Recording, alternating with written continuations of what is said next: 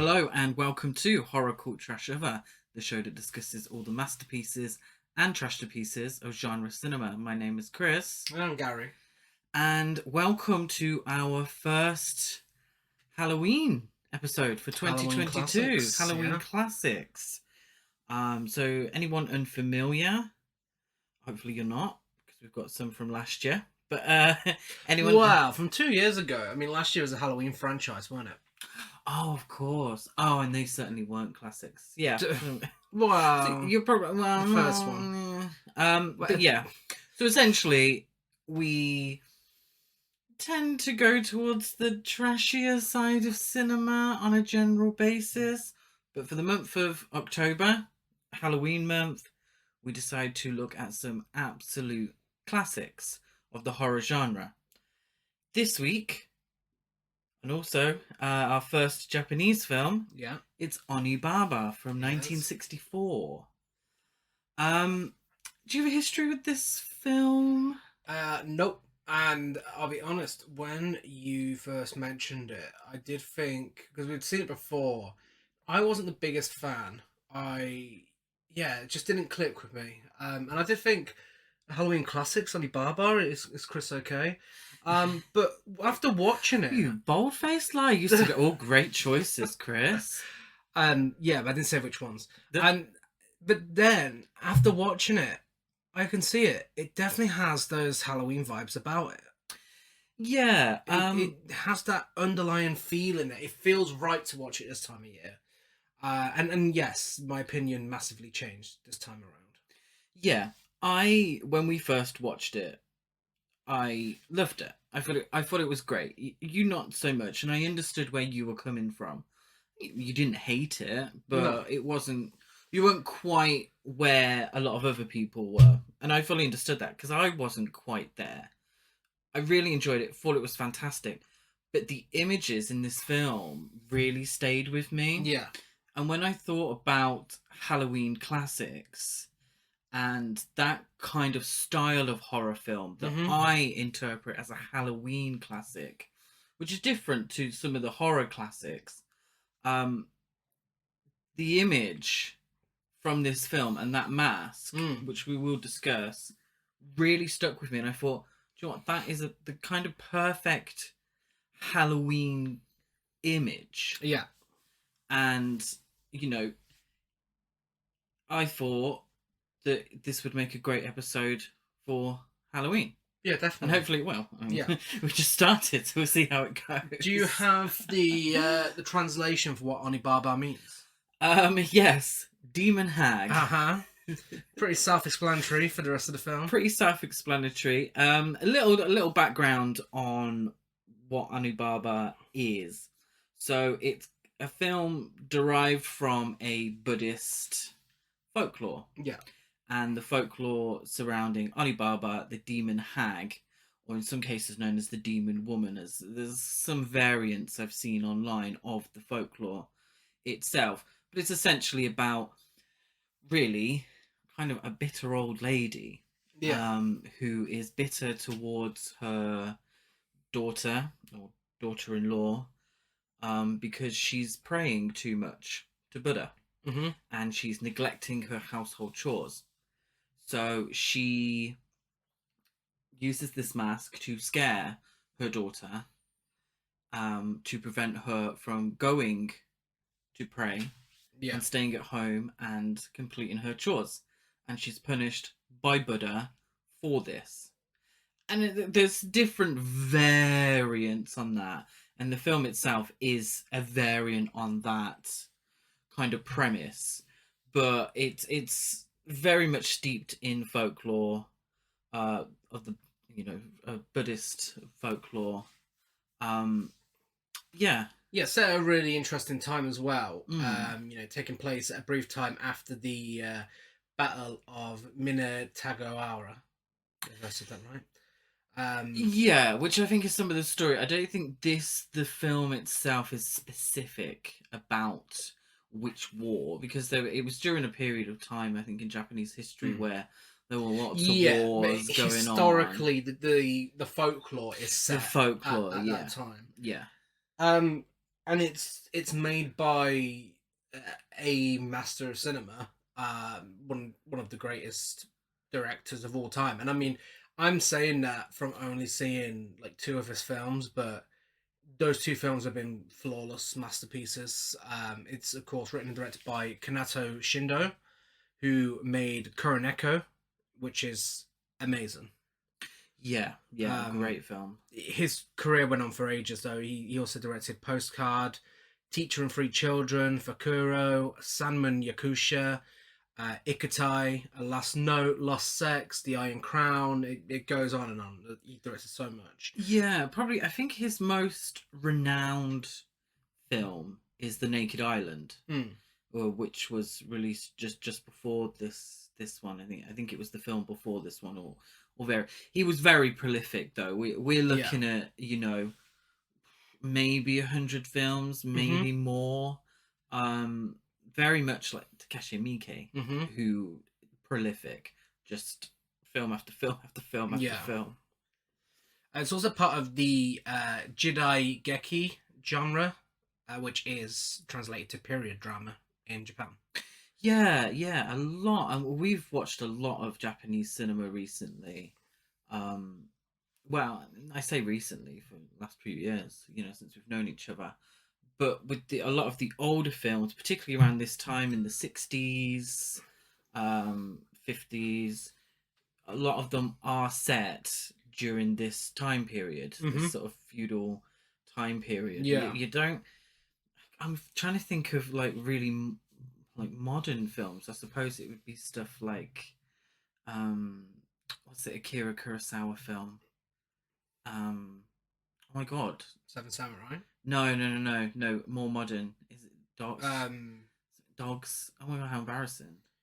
You know what I mean? I do, because one of the cast members was in the film, Doreskuden.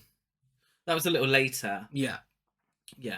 It was also refused a certificate in England by the BBFC in 1965, but resubmitted in 1968, where it was approved with an X classification with some cuts.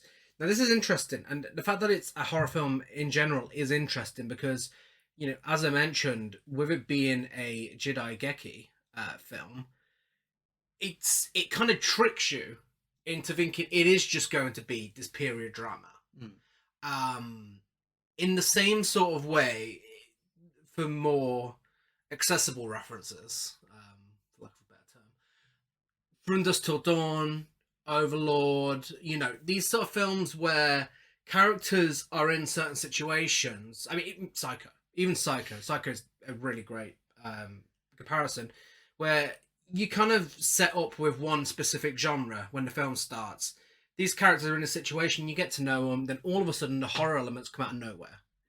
And I think that's very much the case with this one. I mean, I've grown to know it as situational horror, I like to call it, because it is, you just get a random situation out of nowhere and these characters are thrown into a horror film. I definitely think that's the case here. I would say to a certain degree, because it definitely doesn't start off as a horror film. No, which is the whole thing of what I'm trying to. So it's a slow build, but there are your typical horror elements don't really happen until the end. Yeah, that's what I mean. Of the film. Yeah, but there are moments of horror moving up to that.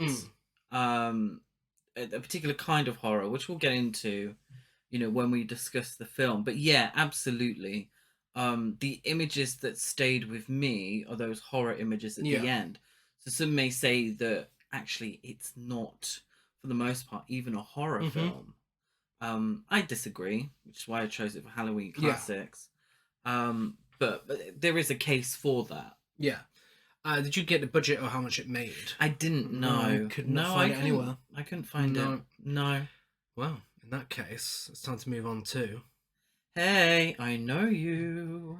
I was hoping you would have learned that in Japanese. Yeah, I should have. I do apologise. We have another Japanese film at the end of the month. You have 3 weeks to learn it. Yes, I'm sure I can. So this is typically when we do our Hey, I Know You section.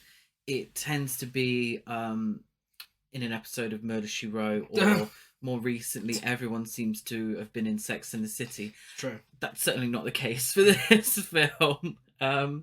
We have the astonishing Nobuko Ottawa. Yeah. Please forgive us for any mispronunciations. She plays Kichi's mother. Mm-hmm. She was the wife of the director, Kaneto Shindô, and starred in many of his films, including Kuroneko and The Naked Island. Yeah. Also in The Strange Tale of Aoki, Epitome, Sandman, Yakusha, A Last Note, Sensitive Samurai, 24 Eyes, Jikin, and so much more. Yeah, much like her husband, very Yeah. prolific in films. Yeah, I find that with everybody in this cast, they've all been in quite a lot. Yeah, I'm assuming she was in a lot of his films as well. Yeah, yeah. I didn't go through every single IMDb film. She is Sherry Moon Zombie. She Japanese 60s cinema. Oh, wow. All right. We have Jitsuko Yoshimura as Kichi's wife. She's a little less prolific than Ottawa, but she did work with some major Japanese directors, such as Shohei Imamura and Akira Kurosawa. Yeah, Breadline and Dalaskadin.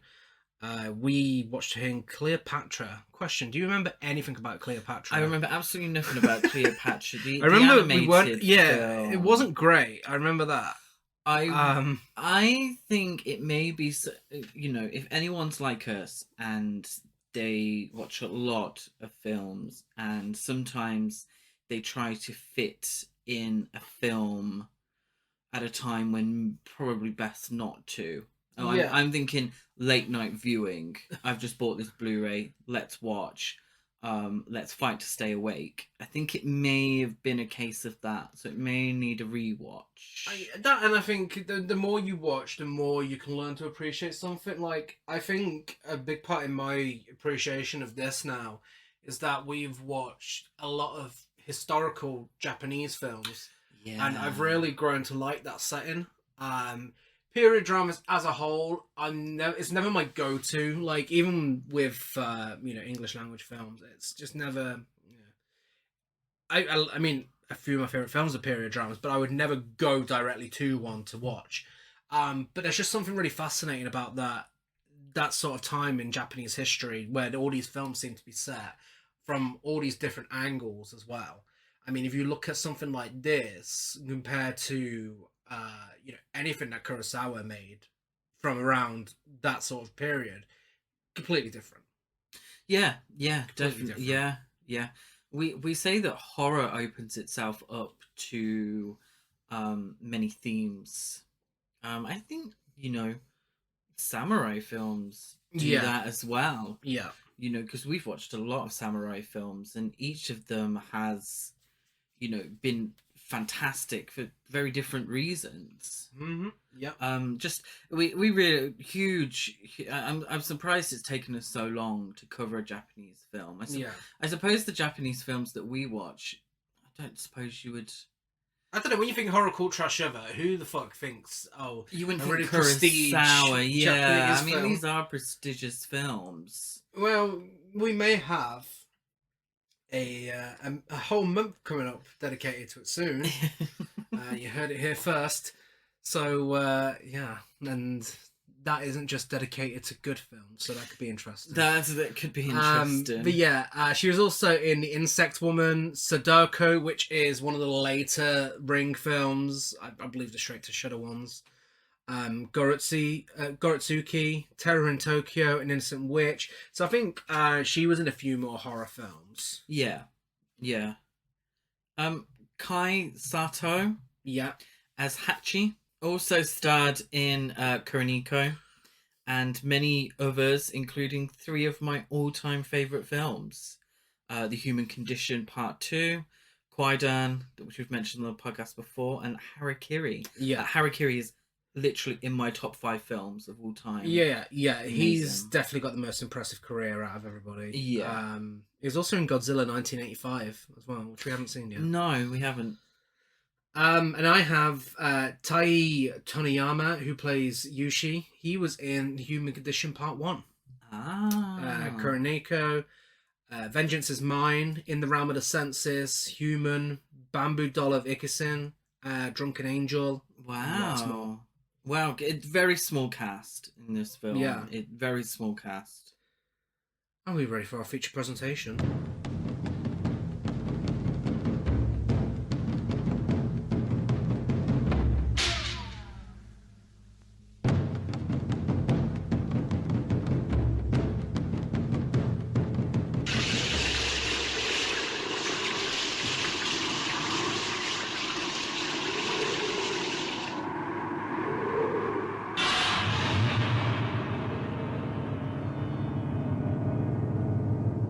So, with the TV spot for this one, we'd usually have a bit of dialogue in there, but I could not find anything at all. So, you would have just heard the score, and the score is out of this world. It's You're welcome for just hearing the score. yeah, it's by Shindo's long-term collaborator Hikaru Hayashi, uh, and it just consists of taiko drumming combined with jazz. It's really simple, but it's so effective. And I think when you mentioned that there's certain parts of horror leading up to the horror elements later on, a lot of that is because of the score. Yeah. It's really atmospheric.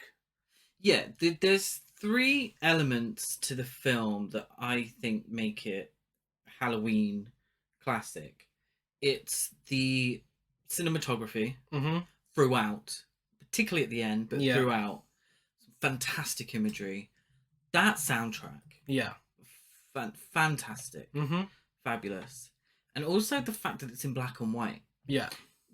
It's, I suppose, we there's plenty of films where we could say, this would not work in color, but this is definitely a film would not work in color. Yeah. The light and shadow on display would not work in a color film. And I think the limited location choices as well, it makes it feel very isolated. Yeah. Even though where they are is part of a massive field, it still feels like a very secluded place. Yeah, and there's one real reason for that. Yeah. Visually, and the film deals with it straight away. So the credits roll as the extremely tall grass goes wild in the wind. Yeah. The jazz soundtrack is loud and erratic. The grass is wild and untamed, much like the characters that we're about to meet. But it's this tall grass that isolates our characters. Yeah. They can't see, no one can see them. So they're very much isolated from society. The film, as you've said, is set somewhere in Japan in the mid-14th century during a period of civil war. Two fleeing soldiers are ambushed in a large field of tall, thick reeds, grass or reeds, and they're murdered by an older woman, Kichi's mother, and her young daughter-in-law, Kichi's wife.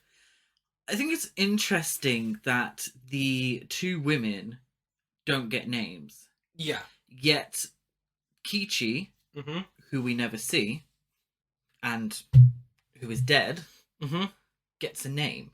Yeah. I think that's very interesting. And I think the idea that these two women are only named within their relationship to a man, because I think this is definitely a film that deals with women and a woman's place in society. Yeah, make no mistake, this is a feminist film. Yeah, absolutely. Yeah, the director was quite a well-known leftist. So I think it's definitely a feminist film. Definitely.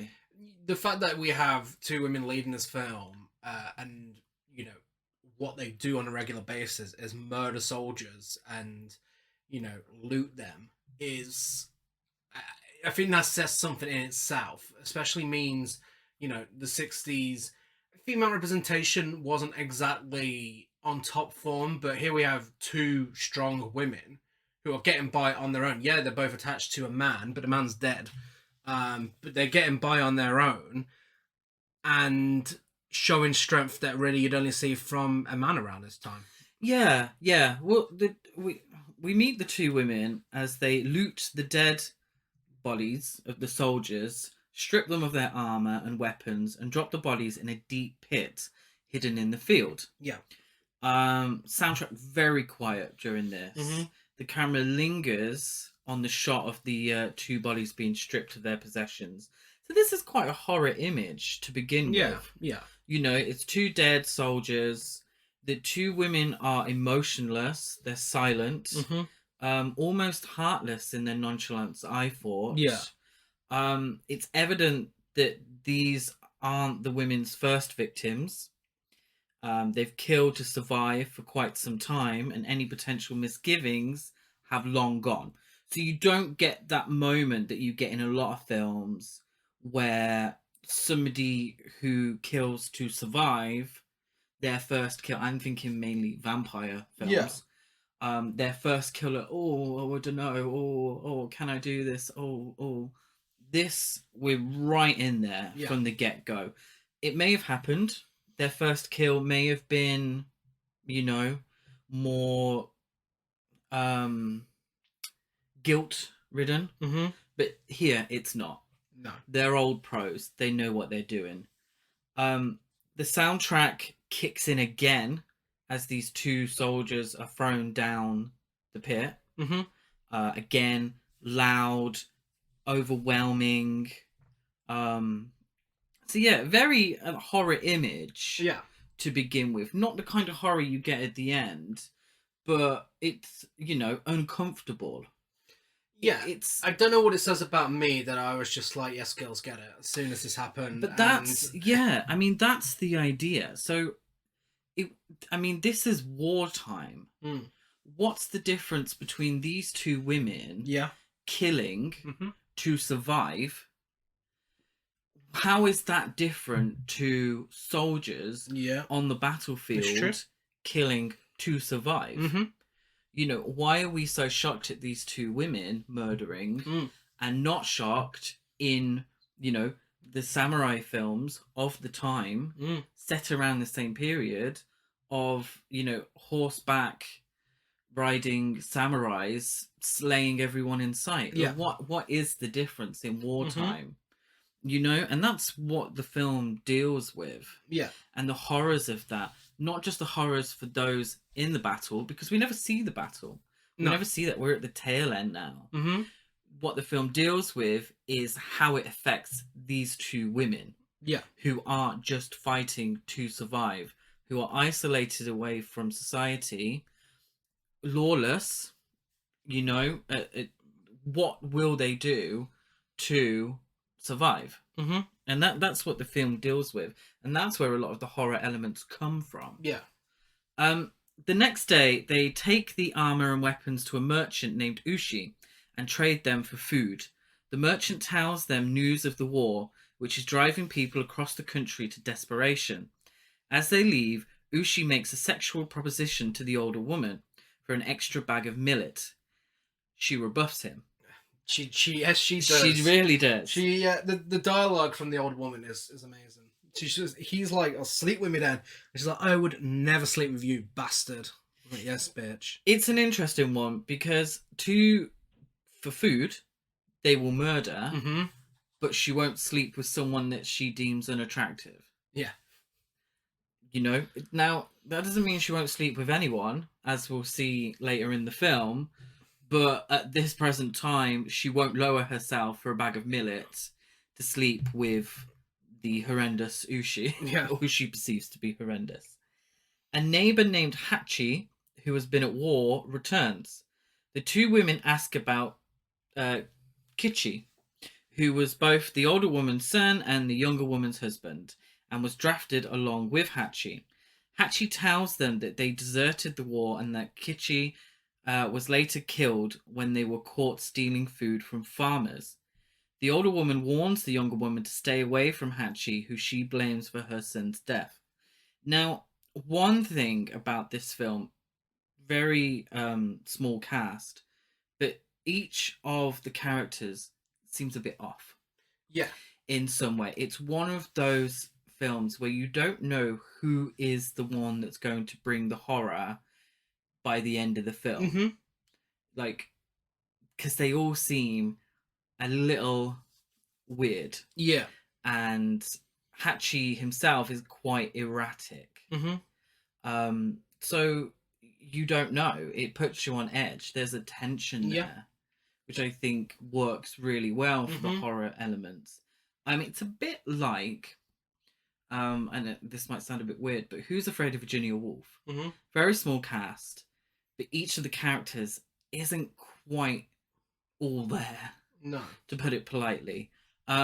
Which I think is great, and it works really well to build a tension for the film because it is a slow burn. It's a Yeah. slow burn film. Um, when they first meet, Hachi returns and he's starving. And he starts eating all their rice, and I just love how this scene looks. That each of the actors is lit brightly from the below, and the steam from the cooking rice sort of engulfs a lot of their faces.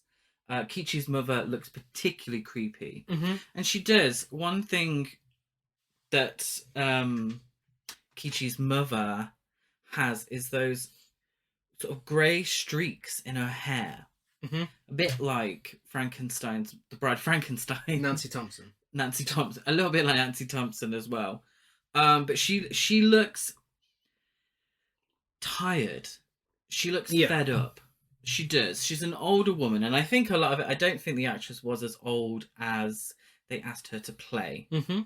But she does. She looks tired. She's fought for so long to survive, and you can kind of see how world weary she is. Yeah. Hachi is so proud of killing an enemy soldier whilst he was taking a shit. And this is, it begs the question, what's so different to Hachi killing an enemy soldier whilst he's taking a dump that in many ways is quite comical. Yeah. But again, the women killing to survive is shocking to us. Why is that? Why is there the difference there? Yeah, it's interesting. It's an interesting introduction, really interesting characters. Hachi begins to show interest in the younger woman, and despite being warned to stay away from Hachi, she is seduced by him. She begins to sneak out every night to run to his hut and have sex. The older woman learns of the relationship and is both angry and jealous. She tries to seduce Hachi herself, but is coldly rebuffed. She then pleads with him to not take her daughter-in-law away, since she cannot kill and rob passing soldiers without her help. Yeah, so going back to the start of all that, when she catches Hachi trying to seduce the younger woman, she spends the entire time going around and standing in his way with one tit out. She does. She informs the younger woman that bastard's in heat, and she is being the biggest cop blocker, and it's so amusing to watch. And this is where the camp value comes in. We never escape camp on this podcast, and there's always a bit of camp. This is it. Just that dominance of just standing there for one tit out, just like, nah, bitch, it ain't happening. She says, you see his eyes like a dog sniffing after a bitch. And when she pays a visit to him herself, and she just shows up whilst he's sleeping, like lazy bastard enjoying his nap. Yeah. And then when she tries to seduce him and he's not interested, she's like, you fool, I'm not old on the inside. Yeah. There's a great scene during this as well, and in my description, I sort of went quite far within the narrative. It's a lot slower than that, but there's a great scene during all this where the three witness two soldiers fight in the river, really quite a deep river by their huts. Without any suggestion whatsoever, Hachi kills one who was swam over for help, and the two women swim over to the other and drown him. Yeah. And then they steal off of them and to sell on for food. It's interesting that Hachi he wasn't told of what the women were doing. He made assumptions, but just straight away, quite a shocking image of the guy swimming over for some form of help. Seemingly, if they're fighting, they're on two separate sides of the war. So one of them must have been on Hachi's side. Yeah. But they kill both of them with no remorse whatsoever. which I thought was really interesting. It was. I think there's an interesting allegory to be found here too, especially when she pleads with him to not take her daughter-in-law away, because it's because of her to why she can carry on killing and robbing the passing soldiers. I Mm-hmm. mean, for me, that's an allegory for how women were treated at this time. That if when they get to a certain age, they're no good. Yeah. It doesn't they're worth nothing. Mm-hmm. So she's clinging onto this younger woman that she, I mean, technically doesn't even need to be going around with because her son's dead now. But she's clinging on to her because while she's with her, she can get further ahead in life and she can still kill and rob these passing soldiers. Yeah. That's how I interpreted it. Yeah. And also the idea is that, you know, with her son dead and her daughter-in-law leaving, if she does leave, Mm-hmm. what is her life worth? Yeah. What is she there for? She's fought so hard to survive in the Mm-hmm. hopes that her son will return Yeah. and give her life meaning, Yeah. that knowing that he won't return, what does her life mean? Yeah. Because she's so isolated from society. Mm-hmm. She's, done some terrible things to survive. Mm-hmm. What does it all mean? Yeah. What is it all for if she has no reason to exist? Mm-hmm. Even, trying to choose a sexual partner in Hachi and, refusing the advances of the merchant, Mm-hmm. if she can't get a man because her husband's seemingly dead, then what does she have? She doesn't have anything at all. No. So her actions for the rest of the film are based on desperation Mm-hmm. rather than malice. That's how I interpret it. Yeah. It's something else you mentioned yesterday as well. That's really interesting is that this actually, as it goes on, I know I'm skipping ahead a bit, but whilst we're talking about the old woman, spoiler alert, it's not going to be long to discuss it anyway. This is exploitation. Yeah. This fall into the exploitation subgenre, which is interesting because it's not often discussed within that subgenre. No. I mean, what does Onibaba stand for? Yeah. Demon hag. This is hagsploitation. Absolutely, I fully believe that, because a lot of hagsploitation deals with the horrors of women aging. Yeah. And that's why a lot of them starred women who were once perceived as young, beautiful starlets. And unlike their male counterparts, they weren't allowed to age. No. So when they did, it was truly horrific. Yeah. And the horrors that came from that. Many a hagsploitation film dealt with former stars not being able to deal with the aging process, not being able to deal with their lives not having meaning. Yeah. So this is absolutely hagsploitation. Yeah. I fully believe that. And it gives it a real interesting edge. And because of how the director deals with it, the hag in this case is probably, in my eyes, and like I say, with any great film, it's open to interpretations. In my eyes, probably the most sympathetic character. Yeah. By the end of the film. Yeah, absolutely. Kichi's mother, as you said, feigns repulsion at Hachi, but when he sees her with one breast exposed, she makes no effort to hide it. One thing I noticed is the grass is even creepier at night. Yeah. Like, the grass feels like a character in this film. The way it moves, the way it sways, the way that a lot of the soundtrack sort of matches the grass, but the way it's lit at night as well, very creepy. Yeah. Because, during the day, the cover is what allows them to survive.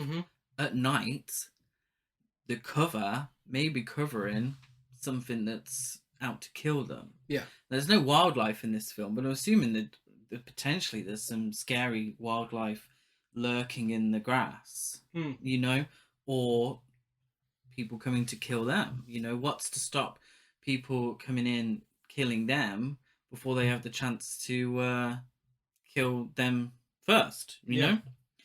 know. I also found that their shagging sessions, as I so politely put it in my notes, they're very animalistic, quite Yeah. rough.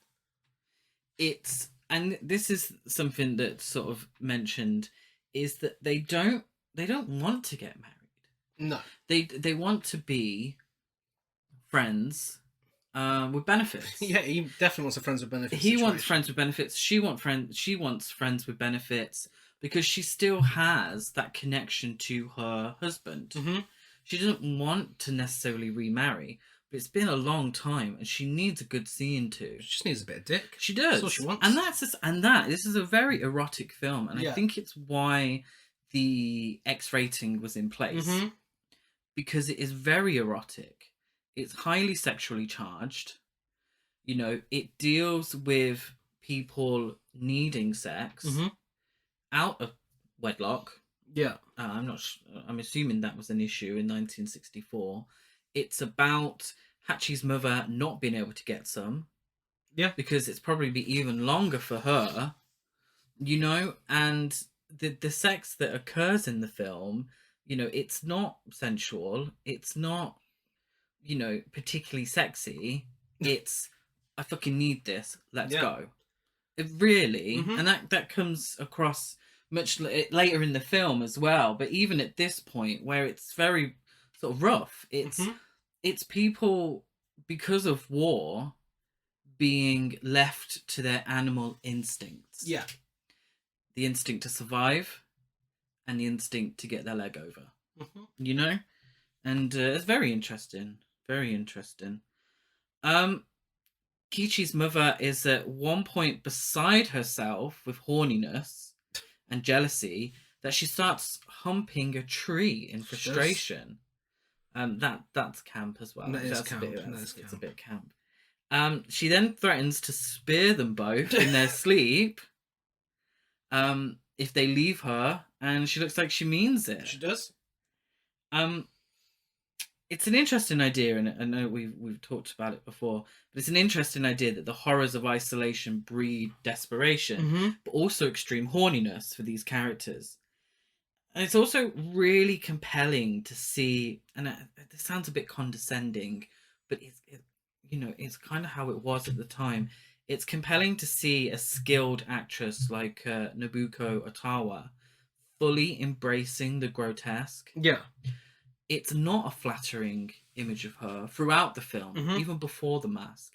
It's not flattering. She's lit quite harshly from below. She's made to look like the quintessential hag. Yeah. And I know it is quite condescending to say that to an actor. Oh, the actress, she did so well playing ugly. But I mean, that was a sign of the times. You know, actresses were more reluctant to play grotesque, to play ugly, which is where hagsploitation really came from. You know, you had previous podcast episode Whatever Happened to Baby Jane, excuse me, where Betty Davis fully embraced the grotesque. Yeah. And I think there's some similarities there in how these two women are depicted. Yeah. Which I think is really interesting. Kichi's mother tells her daughter-in-law all about the terrible fate awaiting sinners in purgatory, especially those accused of sinful lust, which is shocking considering her murderous ways. It's quite hypocritical. And the fact that she's trying to get on that dick as well. Yeah, absolutely. She's only saying it because she wants a piece and she doesn't want to be left alone. You know, essentially, she clearly doesn't care about purgatory. She doesn't care about the punishments in the afterlife because she's a murderess. Yeah. and she's just threatened to murder them both if they Mm-hmm. leave her. So why is she condemning, you know, sinful lust? I mean, she has sinful lust in her heart. She was humping a tree not too long ago. Yeah.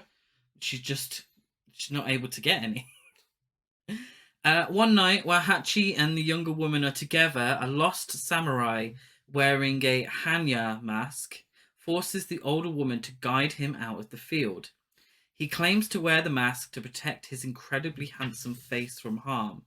She tricks him into plunging to his death in the pit where the women dispose of their victims. She climbs down and steals the samurai's possessions and, with great difficulty, his mask, revealing the samurai's horribly disfigured face. Fun fact about this mask, which connects this episode to next week's episode, is that it was it actually inspired William Friedkin to use a similar design for the makeup in subliminal shots of the white-faced demon in The Exorcist. Yeah, and it's this mask that is iconic within this film. It's used in all the advertising. It's the image that, for me, makes it a Halloween classic. Yeah. Because it is a very striking image, very creepy mask. Mm-hmm. And it's well used within the film. Yeah, it's very jarring because obviously at this point you're so caught up in the drama between the three of them and what's going on and what she's going to do next to try and stop this little fling going on. But then this guy just appears out of nowhere with this mask. It's really, really jarring and really effective. Yeah, and this is where the horror really kicks in. So when she goes down into the pit to steal from his corpse, there's skeletons everywhere, all around, and she's completely unfazed by it. But it's a horror image. Her descending to these skeletons takes the mask off his face. He's disfigured underneath, and she's quite heartless about it, isn't she? And when I say I'm sympathetic to her, I understand where she's coming from, but she's quite heartless. Yeah. In her sort of, she reads him. She reads him to filth for his disfigured face. This woman who is so desperate that she's humping a tree. She's essentially turned down too. I'm not suggesting she'd shag a corpse, but she's kind of dismissive of two guys that she doesn't find attractive. Yeah. She says something quite interesting though. She says, before killing him, she says, as a reward for showing you the way, show me your handsome face. I've never seen anything really beautiful since the day I was born. That's quite sad, isn't it? Yeah. Really. It's quite sad to think of. She's lived her life to however old, I would put her maybe in her 60s. She's lived, say, 60 years without ever feeling like she's seen anything beautiful. Yeah. Mainly because of this isolation, this, the grass around her, maybe, she's devoted her life to other things, to her son or her husband, who have both passed on. But it is, and I think it is a bit of sympathy there for her. Yeah. Because she's probably had a really sad existence. Yeah. It's definitely there at first, but as it goes on, I kind of think it gets less and less the more extreme she goes. Yeah. But yeah, what's interesting to me is, there's so much to say about the older woman, but whereas the younger woman goes, there's not really a lot to be said, other than the fact that she just wants some good dick and she just keeps getting interrupted. Yeah, I suppose she's probably the, I don't know, least interesting of the character. But that's a bit harsh. It is an interesting point that she's not so interesting because, again, drawing back to the allegory for the fact that, she's clinging on to this younger character. Well, she's doing that, but for us as the audience, she's the more interesting one, the older character, anyway. Yeah. Which I just thought was really interesting, considering what she's fighting for. Yeah, and I think maybe Kichi's wife is a representation of sort of a modern society, Mm. more free. I Yeah. mean, 64, you're getting towards, hippie culture and more sexually liberated Yeah. women, and she is sexually liberated. Mm-hmm. You know, we have intercut with Kichi's mother descending down the hole. We have that intercut with Hachi and Kichi's wife, running naked by the river. Yeah. There's that sort of clear, um what's the word I'm looking for? Sort of, what's the word I'm looking for? Help me out. Harrison. Distinction. Like a clear comparison or Mm-hmm. distinction between the two. There's a much fancier word I'm thinking of, but there's a clear distinction between the two. Parallel. The parallel, there we go. The more liberated youth and the world weary, war torn older Mm-hmm. generation, which is very, very interesting. But Kichi's wife is probably the least interesting character. But um, at night, the younger woman goes to see Hachi. The older woman blocks her path, wearing the samurai's robes and Oni mask, frightening the girl into running home. During the day, the older woman further convinces the younger woman that the demon was real, as punishment for her affair with Hachi. The younger woman avoids Hachi during the day, but continues to try and see him at night.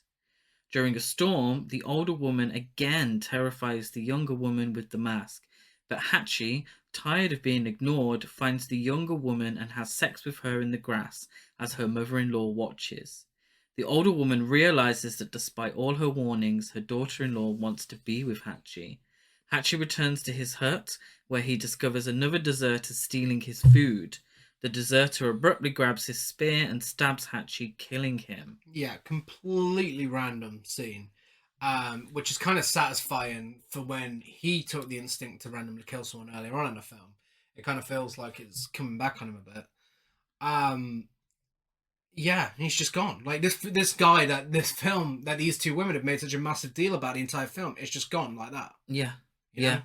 In a very similar way to how they have killed, like you said, Yeah. how they have killed, the idea is that they're deserters from Mm. the war. Yeah. All of them have deserted the war. But it's a nameless character who kills him. Someone we've never seen again. Someone we haven't seen before this. Someone we won't see again. But it kind of feels like it's saying, they've made orders first, and he's just another man. Like any of the ones that you have killed before now, he's just another guy. He's no one special. He's gone. That's it. And also maybe the idea that, Hachi, we've seen his story before he's killed. Well, what about the other people's story? Yeah. They mourn for their son/husband who has been killed. Well, what about the wives and mothers of the men that they've killed? Yeah. It's an interesting idea, and I mean, plot wise, it makes sense. The the film is about being punished for your sins. I think it's interesting that all the emphasis from the older woman is on Kichi's wife going to purgatory for sinful lust and for the affair, and not Hachi because he's a man. Like, yeah, there's no mention of them both going. Yeah. One interesting thing, they literally just start shagging during a full-on storm. Yeah. So this is classic horror. Mm-hmm. Classic horror. A storm occurs, really fierce storm, lightning, incredibly heavy rain. Yeah. The grass is going insane. The soundtrack's going insane. And they've had enough, and they can't wait to get back to the hut, to the dry, and they just full on start shagging during the storm in the grass. Yeah. Again, like I said, really animalistic. Most people would be scared to shag in a storm because they might get hit by some lightning. Yeah. And I'm sure a few wild animals have shagged during a storm. You know, that's what I'm thinking. It's very it's instinct, and Mm-hmm. it's the is it a basic instinct? Would you call it? Well, You know, not like yeah. the film, but I mean, that idea that it's people just running on instinct. Yeah. Um, It's also interesting that we get to know as the audience that for the rest of the film, the person behind that mask is the older woman, yeah, and that it's not played off as some sort of twist, which they could have easily done. I mean, there's a limited amount of characters, but they could have still done it. You know, it could have still been that guy. We didn't have to see him die. But what's interesting is that they do this so that we know how far she's willing to go without it being a twist. Like we already know that it's her, and that's. I mean, in any other film that might not have worked as much, but I feel like it does really work here. yeah, and I think it's important for a main theme of the film because the advertising and the imagery really plays off of the supernatural, Yeah. but it's just not a supernatural No. film. It's a very human film, and it Mm-hmm. deals with very human issues. And so it's important that we know that under that facade, it's not a demon, Yeah. it's a human. And it's, in keeping with the themes of the film. Mm-hmm. That sometimes the scariest things are humans, Yeah. which I fully believe in. The older woman discovers that after getting wet in the rain, the mask is impossible to remove. She reveals her scheme to the younger woman and pleads for her to help take off the mask. The younger woman agrees to remove the mask after the older woman promises not to interfere with her relationship with Hachi. Oh no, no, not knowing that he's Yeah. dead. After failing to pull it off, the young woman breaks off the mask with a mallet. Under the mask, the older woman's face is now disfigured, as the samurai's had been. The younger woman, thinking her mother-in-law has turned into a demon, flees. The older woman runs after her, crying out that she is a human being, not a demon. The young woman leaps over the pit, and as the older woman leaps after her, the film ends. Really interesting kind of cliffhanger ending. Yeah. Um, she jumps over the pit, but so does the mother, and the film stops as she's kind of halfway over. Mm. Seemingly, she'll make it to the other end because she did it earlier with the samurai. That's one of their tricks, so she Mm-hmm. can leap over it. Yeah. But really interesting to stop there. Yeah. Ultimately, the only person who's plot wise punished for their sins is Hachi. Yeah. Well, I suppose the mother's, punished Well, yeah. by She's becoming disfigured. the one thing she mocked earlier on. The one you thing know? she mocked earlier on. And, she'll never get a man now. No.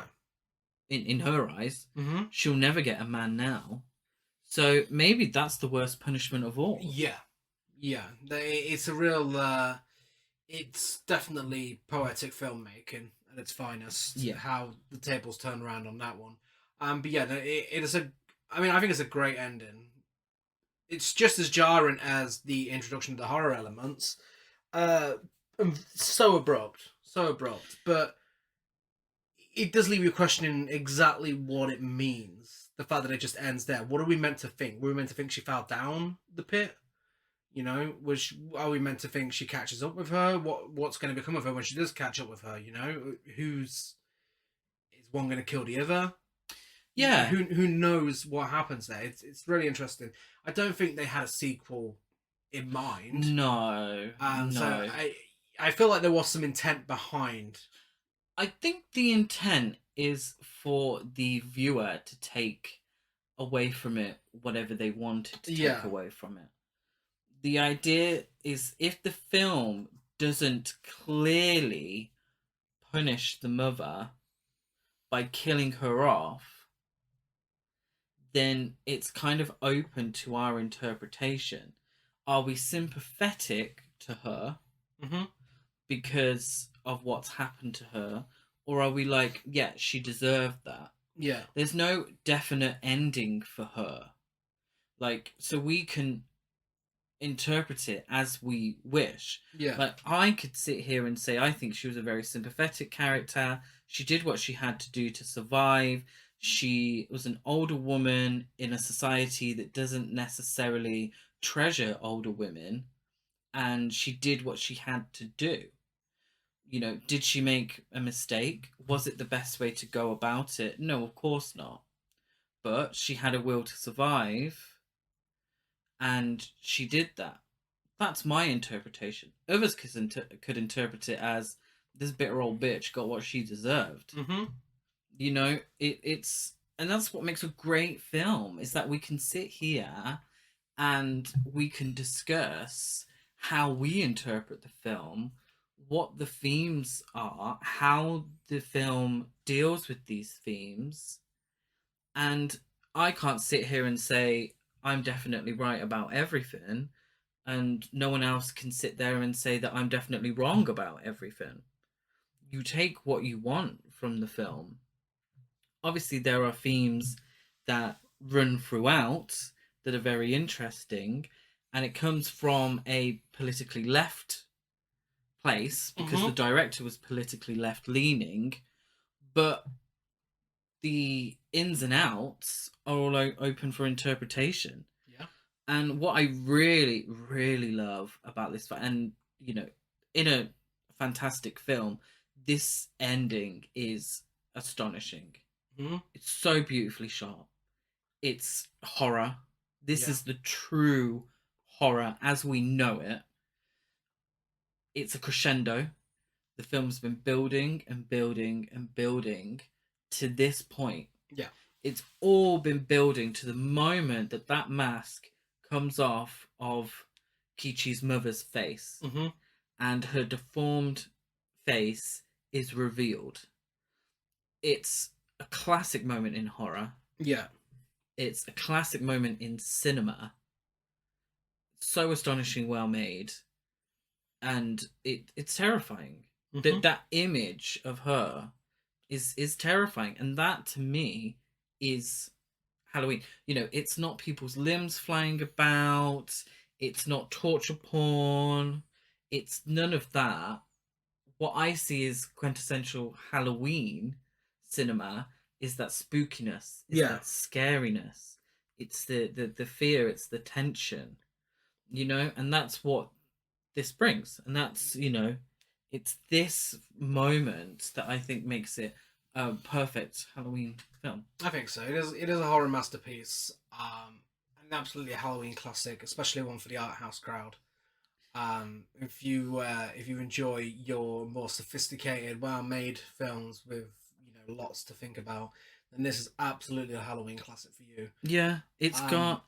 I just if I can just take a moment to just really talk about the themes on yeah, yeah. display, because I just found them really fascinating. So obviously sexuality, it's really highly erotic for its time.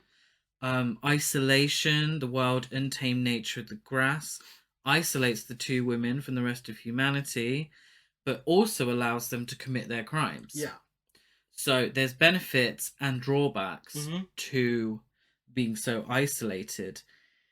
The themes of the will to survive, I think, I found the most interesting. Yeah. I don't know if you agree, No, I do. particularly from a female perspective.